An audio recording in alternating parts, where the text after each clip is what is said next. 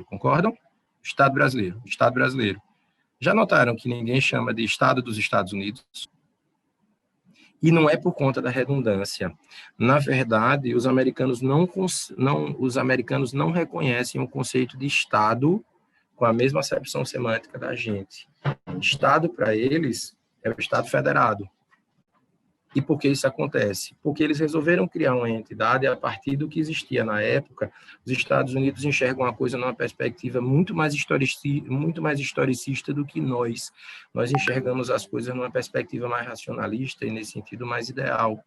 No caso dos Estados Unidos, não. Eles trabalham, reconhecem o modus vivendi deles a partir da experiência. É por isso que a gente ouve tanto eles falarem da história dos pais fundadores, etc. Quando a gente viu a recente, por exemplo, invasão do Capitólio, né, os comentários eram sempre acompanhados do que aconteceu no passado. A experiência é algo muito forte na filosofia, na forma como a filosofia é enxergada nos Estados Unidos. E hoje a gente não começou a gravar, né?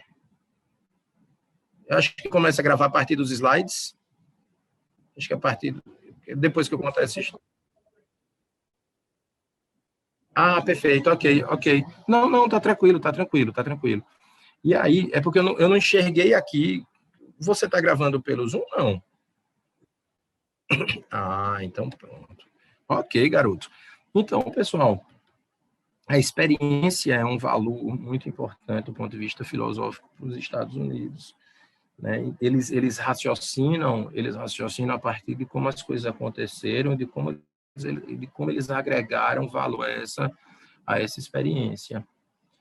Então, o que basicamente acontecia, né? Eles tinham 13 colônias dominadas pela coroa britânica, né? E o referencial que eles tinham de Estado antes da independência era a coroa, né? Inclusive, se você for lá ao direito constitucional em inglês, você não vão ver a palavra state, vocês vão ver a palavra Estado no direito continental europeu. Aí, se vocês forem fuçar a literatura francesa, aí não vai faltar referência ao Estado. Aí vai ter lá Estado, soberania, esses conceitos alinhados, né, numa teoria política e jurídica muito mais compatível com a história, com o curso da história conforme ela se desenvolveu naquele local. No caso dos Estados Unidos, no caso da Inglaterra é diferente, né? Porque aquilo ali permaneceu sendo uma monarquia. Quando você entra, por exemplo, nos sites do governo, a gente vai ver até a nomenclatura muito atrelada a essa ideia. Então, você chega lá, vai entrar no site do Arquivo Público, é o Arquivo Público de Sua Majestade, né? Porque a expressão do que é o Estado é a coroa e se confunde com aquela família. Assistindo The Crown, que pode ser uma outra dica de filme da aula de hoje, assistindo The Crown, isso fica bastante evidente, como a vida daquelas pessoas se confunde com a vida do próprio Estado, e por isso que a vida deles é tão ruim. Eu mesmo não queria ser daquela família, depois de ter assistido aquilo, quem assistiu não quer ser da realeza, né? Então, porque é uma renúncia muito significativa, né? É como se você abdicasse da sua vida, né? E até o episódio lá da abdicação mostra isso, assim, como se criou um trauma naquela família porque alguém abdicou da coroa em favor da própria vida, né? Em favor da própria vida. A ideia, então, daquela família é que ele se confunde com o próprio Estado. E nesse sentido, essa coisa se projetou lá para os Estados Unidos, o que nós enxergamos como Estado, eles enxergavam naquela coroa, portanto, naquela família.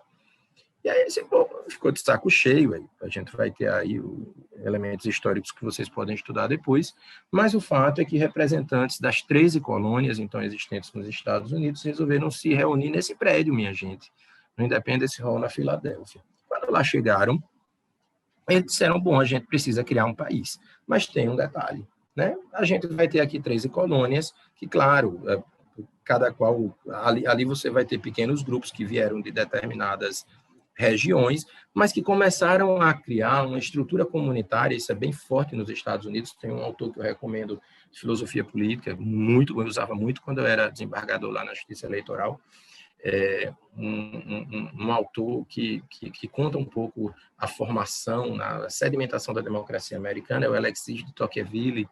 Ele era basicamente um playboy francês que, como tinha dinheiro, teve condições de visitar os Estados Unidos e, quando lá chegou, ficou maravilhado quanto à forma com que aquelas pessoas se organizavam politicamente, muito diferente naquela época ainda, sob os auspícios do antigo regime, portanto, a monarquia ainda na França, antes da Revolução Francesa.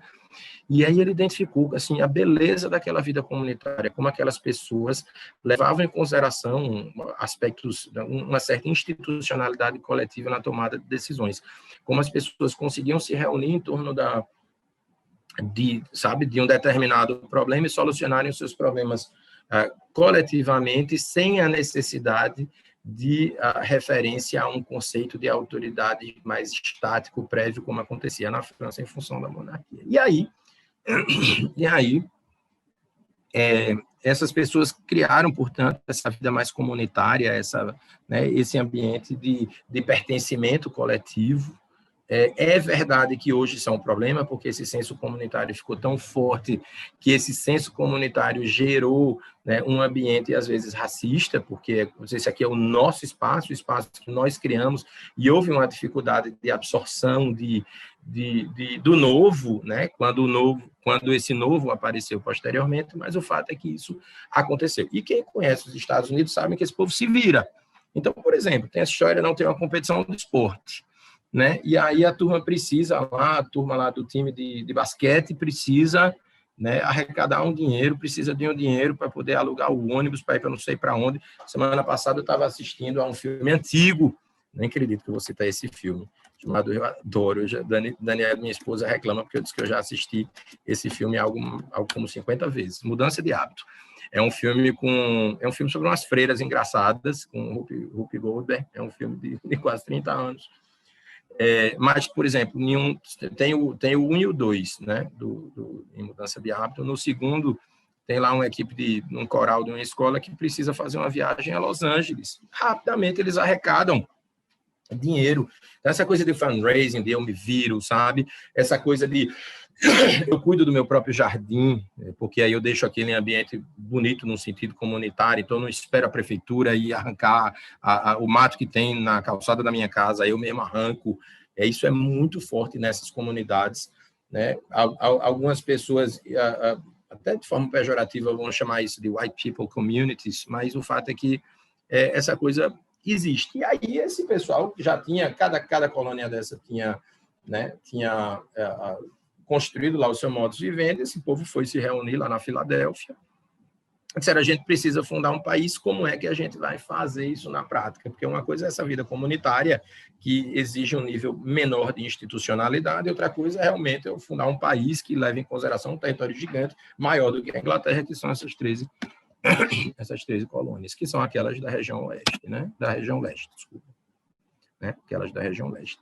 E aí eu sei que esse povo se senta e começa a discutir como é que poderiam alinhavar. Eu sei que é verdade, a gente sabe que muito já se havia teorizado em torno disso. Nesse sentido, fica a indicação de outra obra ótima, inclusive, para você entender alguns aspectos do próprio constitucionalismo brasileiro, né, cuja roupagem federalista se inspira na norte-americana, que é o Federalista, né, uma obra que, na verdade, corresponde a vários artigos. Os artigos eram publicados na imprensa na época, como um grande manifesto em torno do tema, né,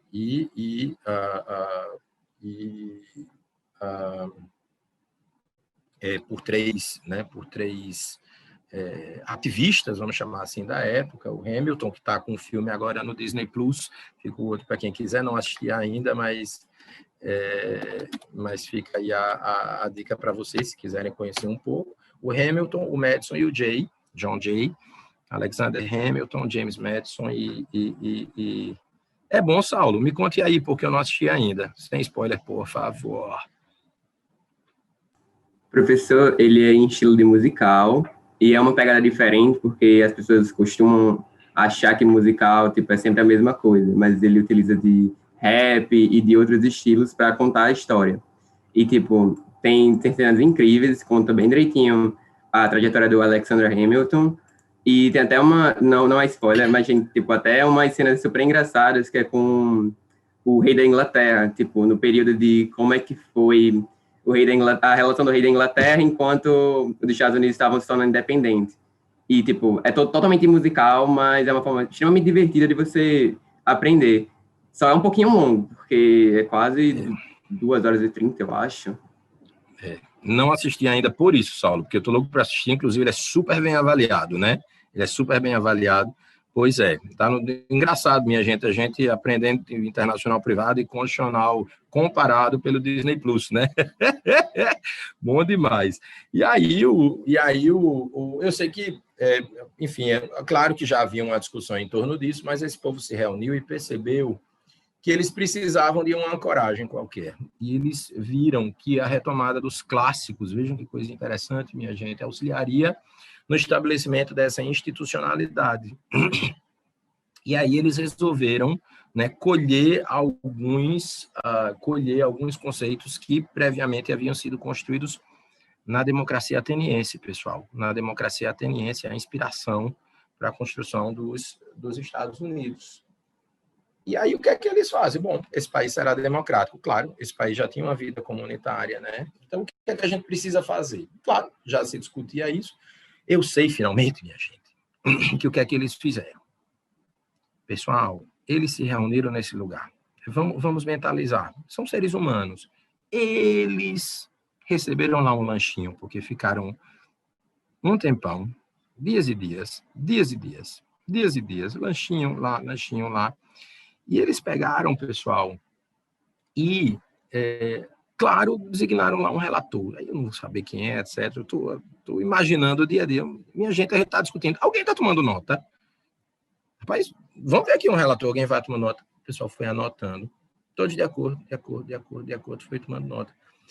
Quando essa pessoa terminou, pessoal, eles tinham um documento. E aí, quando eles tinham o documento pronto, você assina em nome de cada uma das 13 colônias, como quem está assinando um contrato. E eu não preciso dizer que, nessa época, um dos fundamentos políticos do Estado, segundo algumas teorias, estava o contrato social, né? A gente identifica ali, entre as teorias políticas atreladas à democracia, as teorias contratualistas, mas, enfim, né?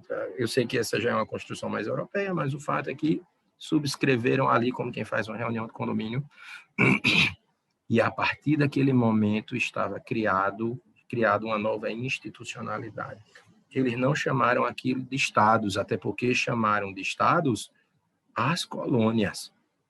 As colônias. Então, chamaram de estados Nova Jersey, chamaram de estados a Virgínia, chamaram de estados a Pensilvânia, onde eles estavam. Então, eles resolveram colocar o nome daquilo de Constituição. Se você, por exemplo, tem um autor norte-americano chamado Bernard Schwartz, se você lê esse autor, fica muito claro que aquilo que a gente chama de Estado no nosso direito constitucional, eles chamam de Constitution. Aquilo ali é o valor, a representação do Estado para eles é aquele documento. Por quê? Porque eles precisaram, no momento em que eles fundaram aquela coisa e afastaram o que eles tinham antes, que era aquela coroa, ficou um vácuo. E eles não enxergavam, como eles são muito mais atrelados à experiência, eles não enxergavam o Estado simplesmente como um ente abstrato. Eles precisavam da materialização daquilo. E aquilo ali foi materializado na Constituição do país. Então, aquilo que a gente chama de Estado, eles chamam de Constituição. Tanto que, pessoal, se vocês dão uma olhada na Constituição, eles chamam, vejam como eles usam as terminologias diferentes. Aí, por exemplo, no caso da Genóvia, a gente citou a forma de governo, não foi, Jorge? Forma de governo, qual foi a vitoriosa?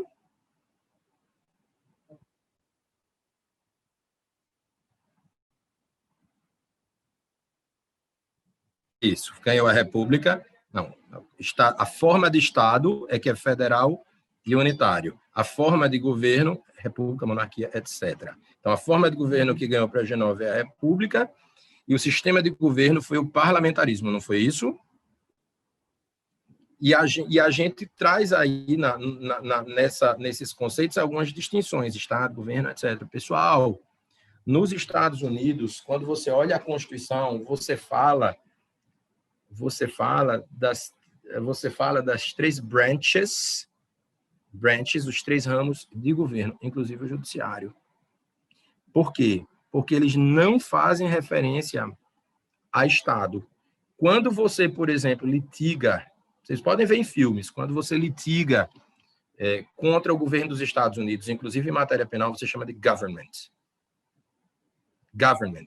Porque o desdobramento institucional disso, a partir da Constituição, eles vão chamar de governo. Ora, nós sabemos que em direito administrativo você não vai confundir nunca o conceito governo com o exercício da função jurisdicional pelo Poder Judiciário. No caso deles é diferente. Então, sempre que você fizer uma leitura de como a coisa se organiza lá entre eles, a coisa é diferente, e o ponto de partida é simplesmente esse traço histórico, e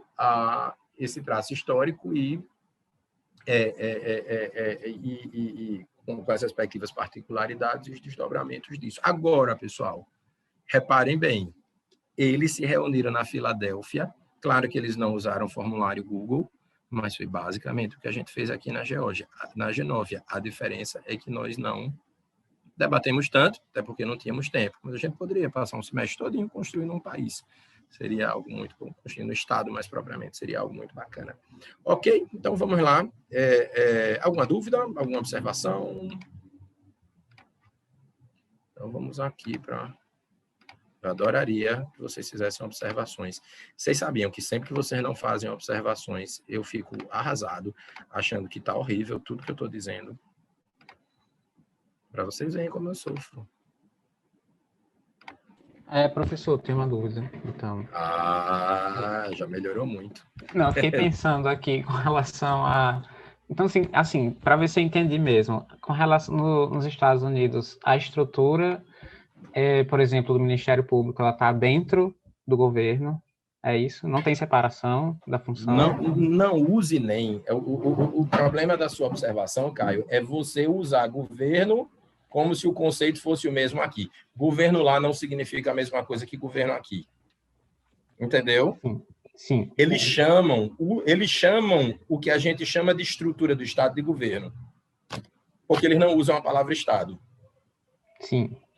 Entendeu? Estado é uma construção continental europeia. Sim, que a gente herdou, entendi. Isso, exatamente. Então, quando você chega na França, você já na République Française, República Francesa, aí eles vão dizer, é um Estado? Ele vai dizer, sim, é um Estado. Né? Quando você for chamar deixa eu pegar aqui, por exemplo, a Constituição Francesa, só para você ver a diferença. Deixa eu ver aqui. Constitution Française. E deixa eu... US Constitution. US Constitution. Para a gente ver aqui, ó. Text Hunting Value. Não sei, Constitucional. White House. Pronto.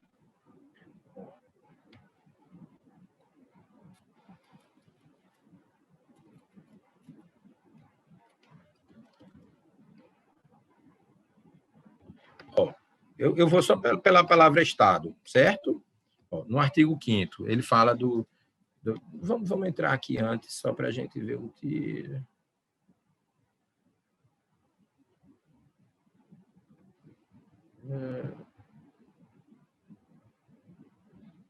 Bom, a França, né? A França é uma república indivisível, laica, democrática e social. Ela assegura a igualdade perante a lei a todos os cidadãos, sem distinção de origem, raça ou religião. Ela respeita todas as crenças, sua organização é descentralizada, né? Isso aqui no artigo 1º. A lei favorece o acesso igual de homens e mulheres aos mandatos eletivos e às funções eletivas, assim como as responsabilidades profissionais e sociais. Aí ela fala da soberania, né? A língua da República Francesa, a língua da República é o francês, o emblema nacional é a bandeira tricolor, azul, branca e vermelha, o hino nacional é a Marselhesa, o lema da República é liberdade, igualdade, fraternidade, e o princípio, no caso da República, é governo do povo, pelo povo e para o povo, certo? Então, você vê mais ou menos aí, você tem aqui e tal. Quando você chega aqui, né, já na estrutura do que a gente vai chamar de Estado, você vai ver o artigo 5º, le président de la République. Bom, isso é uma coisa importante, só para você entender. A rigor, e aí já é de se estranhar, você vê como essas coisas mudam de país a país, Caio. A França não tem 3 poderes. A França só tem 2 poderes. O primeiro é esse président de la République, e o segundo vai se chamar Parlement. É super esquisito, porque a gente vai ter a teoria da separação dos poderes vinda de Montesquieu, mas no país dele não há 3 poderes. O poder judiciário, eu vou mostrar aqui para vocês, não é efetivamente um poder, existem razões históricas para isso também, né? A Constituição aqui vai chamar de autoridade judiciária.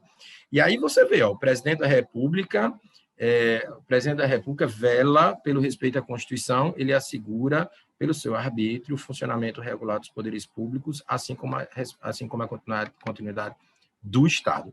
Aí veja que coisa.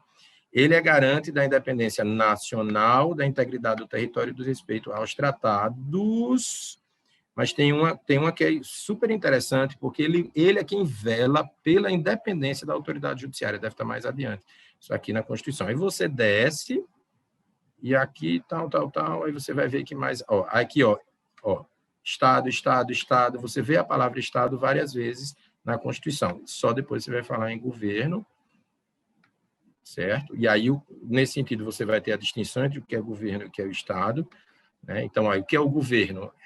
O governo é o que determina e conduz a política da nação. Ok, é o mesmo conceito que é usado no direito administrativo brasileiro, mas não é o mesmo que é usado nos Estados Unidos.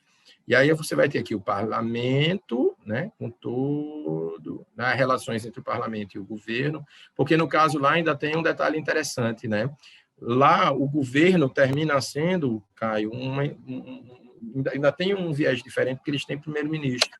Então, lá em The Crown, vocês devem se lembrar, a rainha, ela, quando recebe, na temporada 4, vocês devem ter visto, né? Margaret Thatcher foi recebida pela rainha, e aí é super esquisito, a Inglaterra não tem Constituição escrita, vocês sabem, a Constituição da Inglaterra é inexistente, né? Mas existe um direito constitucional inglês, composto por 2 conceitos, que a gente vai chamar de convenções e costumes constitucionais.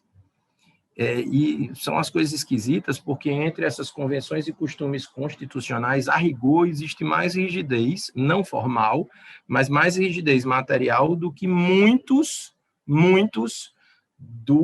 das normas escritas e com status constitucional brasileiras. Quantas e quantas vezes em The Crown vocês não ouviram lá o assessor da rainha dizer: a senhora não pode fazer isso porque o seu tetravô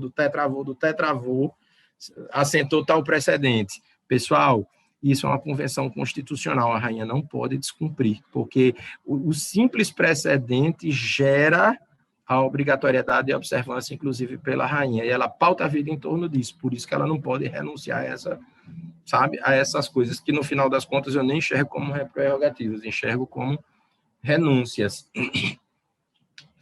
E aí, uma das convenções constitucionais, minha gente, é que, no momento em que a monarquia na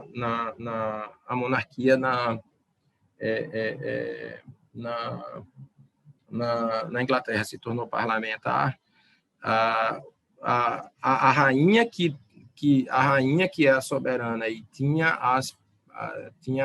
as prerrogativas de governo, as perdeu, e aí, na visão deles, ela cedeu aos seus súditos por um amor que ela nutre por eles. Assim, constitucionalmente é coisa enxergada, assim, muito embora a gente saiba que isso foi uma conquista, né? Exatamente, Caio. E aí,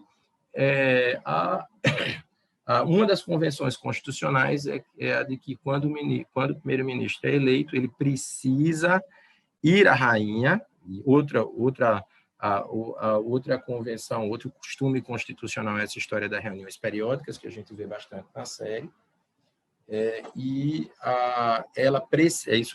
ela precisa ir à rainha e pedir a autorização da rainha para governar. Então, quando lá em The Crown ela diz, ok, a senhora foi eleita, dona Margaret Thatcher, ela fez com Xuxa também, então eu lhe demando de formar um governo em meu nome.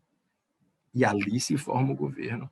No caso da França, como se trata de uma república, essa ideia de governo também vai ser autônoma em relação à soberania, por exemplo, exercida pelo presidente, né, ou protagonizada pelo presidente, de modo que o primeiro-ministro é quem vai formar o governo. Como o nosso sistema é parlamentarista, a gente termina confundindo isso muito com a atuação do próprio Poder Executivo, por isso que isso não fica muito claro, mas é um pouco diferente.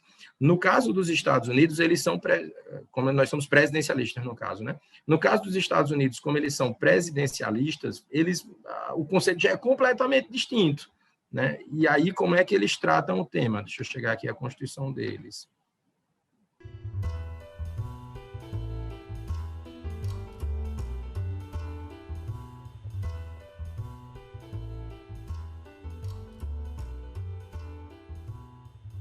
Marina, Eric.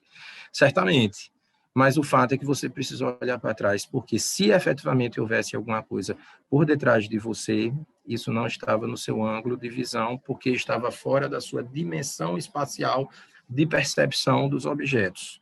Então, tempo e espaço são condições a priori para conhecimento dos objetos, porque eles são pontos de partida para que você possa desenvolver uma percepção sensorial e, portanto,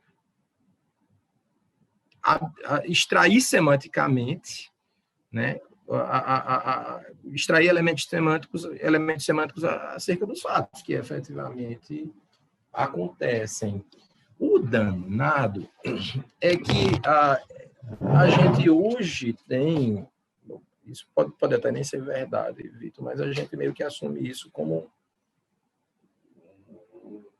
um senso comum, né, na nossa realidade. Claro que eu não sei o que está acontecendo, eu me lembro. Hoje em dia, inclusive, a gente vive muito bem informado acerca do que está acontecendo no mundo, mas vocês já eram nascidos, vocês eram bebês, não era? Quando a gente teve aquele atentado das Torres Gêmeas em Nova York, a maioria de vocês era muito pequeno. Eu tinha acabado de me formar, estava no escritório, em que eu fazia estágio, depois comecei a trabalhar por um tempo, no meu primeiro ano de faculdade, primeiro ano depois da faculdade, tinha os dois, era setembro, né? Eu me formei em fevereiro, era em setembro, portanto, eu tinha 7 meses de formado, quando daquela tragédia. E aí, eu me lembro, pessoal, que eu soube daquele negócio, umas 2 horas depois. Vocês conseguem compreender cair um atentado daquela magnitude em Nova York e você não saber disso em segundos, no mundo de hoje, a menos que, assim, a rigor, hoje em dia, se você estivesse dentro de um voo, o piloto anunciaria. É muito difícil você não saber de imediato. Demorei 2 horas. Eu não preciso dizer que as notícias da guerra aqui no Rio Grande do Norte, da Segunda Guerra Mundial, chegavam em dias, por conta da influência dessa dimensão de tempo e espaço, hoje acelerada pela tecnologia. Mas o fato é que esses são referenciais importantes, sim, para que você conheça as coisas, e como são referenciais para que você conheça as coisas, são referenciais também influenciadores do seu comportamento. E, nesse sentido, como disse você, o direito, assim, elementos culturais, né, vão se formando, e, nesse sentido, você vai gerando um direito diferente, né, um local e em outro. Eu estou dizendo isso, minha gente, não vai ser uma viagem o nosso curso, não, mas isso é fundamental para você compreender internacional privado. A gente está criando a Genóvia assumindo que ali está se formando um direito num espaço diferente do Brasil. E a relação entre o direito que se forma na Genóvia e o direito que se forma no Brasil é o que nós vamos estudar nessa disciplina, porque o que a gente vai precisar aqui é viabilizar a circulação de uma norma daqui para a Genóvia, como a gente vai também trabalhar para que um indivíduo do Brasil ou da Genóvia preserve determinados direitos no momento em que circule de um país para outro, ainda que em ambiente virtual. Pessoal, ontem, em Teoria Geral dos Contratos, eu fiquei estarrecido, porque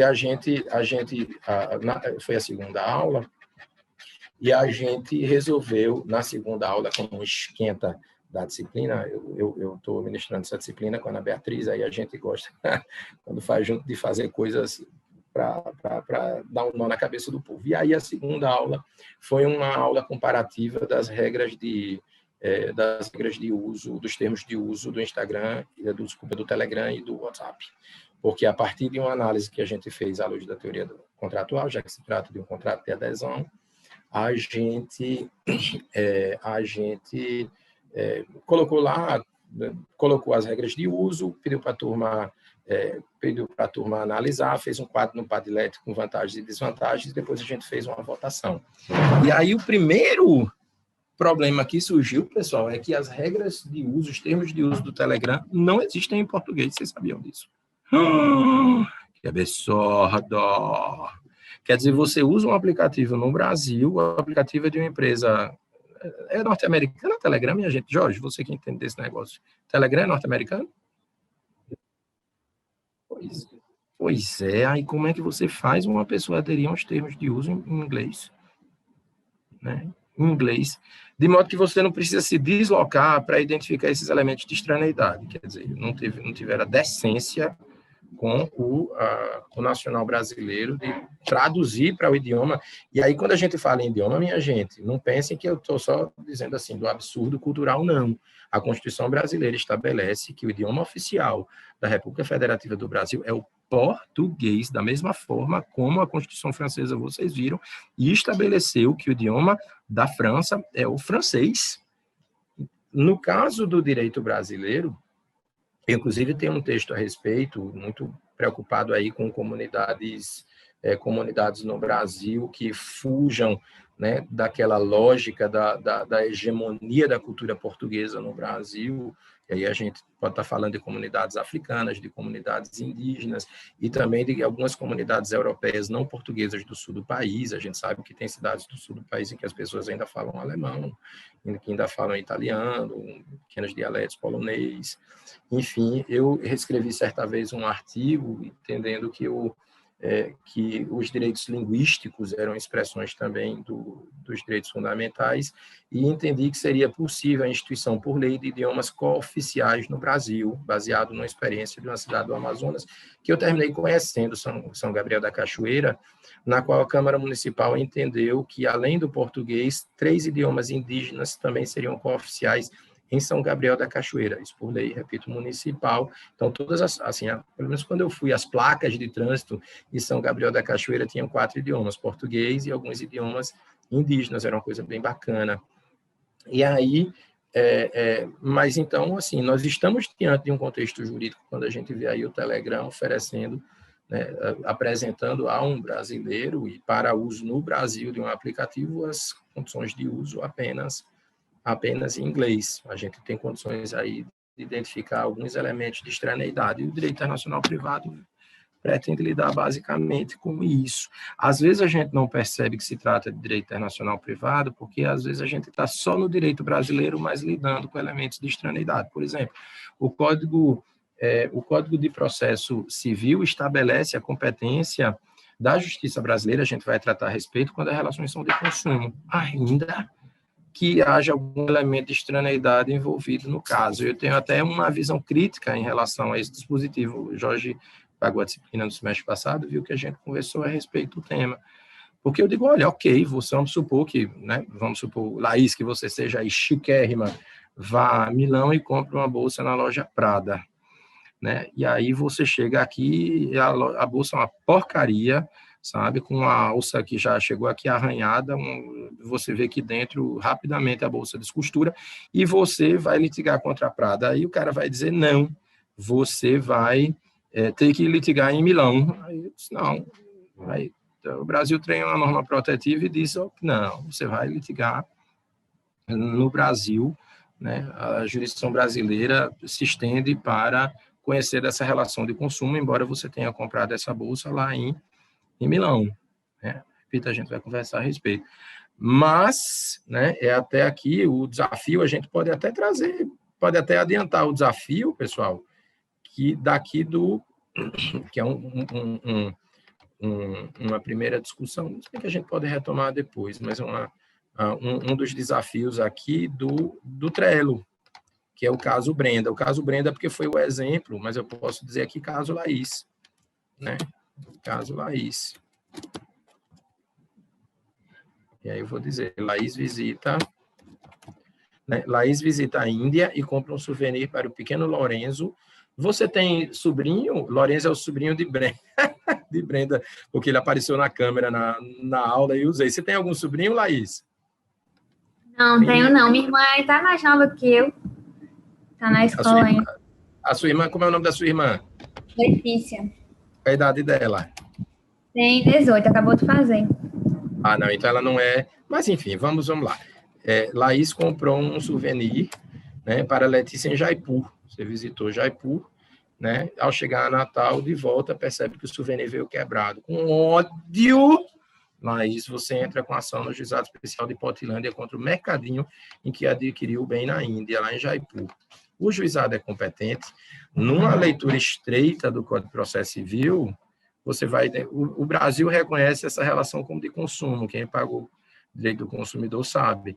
Mas você percebe que é muito diferente o mercadinho de Jaipur do que a loja da Prada em Milão, em termos de necessidade de uma proteção transnacional. Não é a mesma coisa, inclusive porque, convenhamos, é muito provável que o fornecedor desse produto em Jaipur seja hipossuficiente em relação a você. Não é, pelo menos economicamente. Então, assim, quando a gente enxerga a coisa numa dimensão transnacional, a coisa muda um pouco de figura, e aí, claro, as relações de tempo e espaço vão influenciar nisso. E aí, né, eu vou fazer agora, me permita, Jasmine, deixa eu lhe fazer uma pergunta. Jasmine, essa percepção que Vitor teve de que tempo e espaço influenciam nos limites de legitimidade de um determinado direito, acontece desde sempre?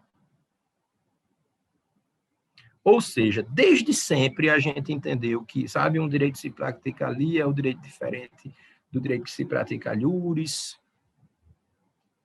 Isso parece óbvio hoje, até porque a gente sabe como as coisas se comportam, né? A gente sabe lá, claro, a gente sabe que quando a gente passa a fronteira de um estado, a gente ingressa ali num contexto normativo completamente diferente. Pode dizer, Jasmine.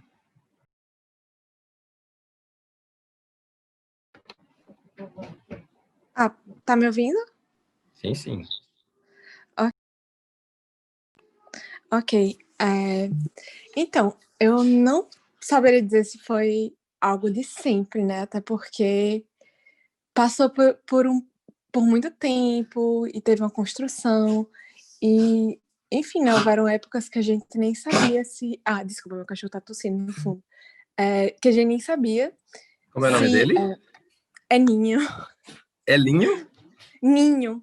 Ninho. Ah, dê um abraço nele só para a gente saber que você está distribuindo afeto aí para ele. Mas diga lá. Tá bem. Mas, assim, não teria como saber, né? Porque foi uma construção, né? Como eu disse.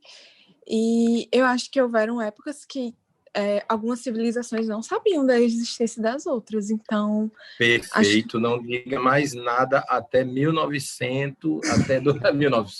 Não diga mais nada até 2028. Você disse tudo o que eu queria. A gente nem sabia, Jasmine, nem sabia. Hoje, Vitor sabe. Ele vive numa situação muito mais cômoda para fazer esse tipo de afirmação. Não era o que acontecia, né? Aí a gente precisa se lembrar, pessoal, o direito se confundia com a religião. E aí eu vou terminar só com com essa história, e você me lembra, Jorge, de a gente retomar a partir daqui, o direito se confundia com a religião. Quando o direito se confunde... Então, portanto, assim, na verdade, quando a gente afirma o direito se confunde com a religião, minha gente, a verdade é que a religião meio que sugava os elementos puramente jurídicos. O que havia era uma convivência puramente religiosa.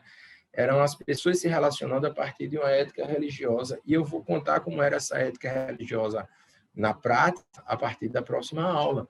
Mas, Jasmine, vamos refletir sobre uma coisa.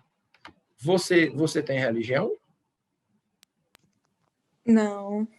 Mas é agnóstica, ateia, ou como eu, católico sem futuro, não praticante, ou alguma outra religião não praticante, ou não acredita, acredita na entidade, assim, também se não quiser dizer, claro, são coisas que a gente, né, preserva em termos de intimidade, mas se puder dizer... Imagina, sem problema. Eu acho que eu acredito em alguma coisa, mas eu não saberia dizer o quê. E aí, por isso que eu não tenho nada específico. Desculpa. Perfeito. Você já visitou em viagens, tal, templos religiosos? Igrejas? Sim. Me diga uma coisa, me conte uma que você achou bacana e que gostou, e qualquer uma. Você tem aí em mente, turismo mesmo que você fez. Nossa, eu acho que não vem nenhum em mente agora. Assim, eu não lembro do nome de nenhuma. Perfeito. Alguém tem alguma que quisesse citar?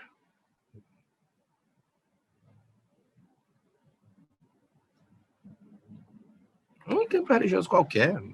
Eu fui ali à Igreja do Galo, por exemplo, que é bacana. Ali na Ribeira. Ou um dos lugares mais lindos do mundo, a igreja que eu fui batizado em Seramirim, a igreja de Nossa Senhora da Conceição. Diga, Maria Júlia, você ligou a câmera? Desculpa, o áudio. Professor, eu iria sugerir que o senhor utilizasse o templo budista que o senhor visitou.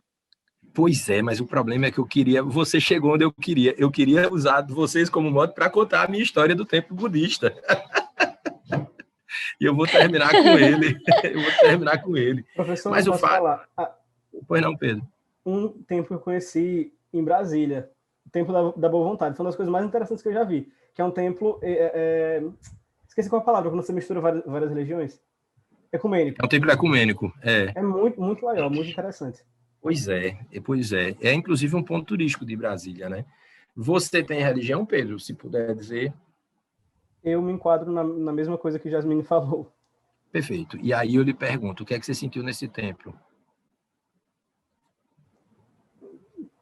Professor, eu era muito pequeno para refletir sobre isso, mas eu acho que, não sei, é interessante ver as diferentes formas como as outras pessoas creem, até por ser um templo ecumênico com diversas crenças, é muito interessante ver como pessoas que têm crenças diferentes conseguem se juntar num ritual uno, assim, cada um no seu lugar, mas juntos. Que já é uma modernidade em termos de cultura religiosa, convenhamos, né? A gente escuta realmente o Papa Francisco, é uma perspectiva completamente diferente do que a gente, né, conhece na verdade, religiosos mais apegados ao dogma, né?